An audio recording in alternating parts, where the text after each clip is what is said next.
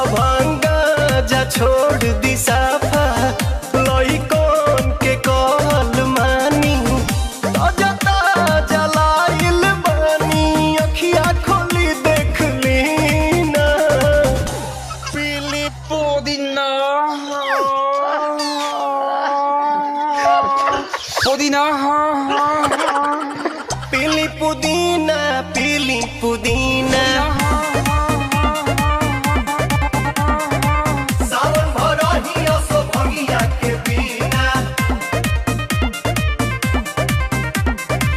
रे बबिया ना पिहन का रे लोता ना भैया हम पिया बतानी। हाँ हाँ पिया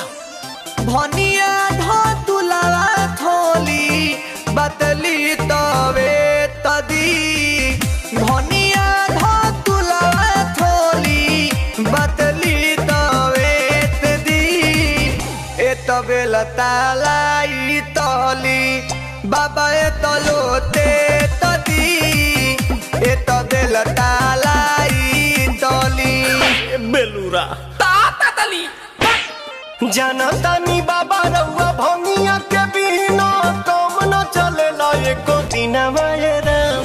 तनी का ख्याल करी सेवा के अपना हो चढ़ल बाटे सावन के महीना राम। रुको भौजी ये लोग के समझावतानी। अले दादा अरे झूठो के भीड़ बाड़ा कइले हो सभे के बाड़ा झुरइले हो झूठो के भीड़ बाड़ा कइले हो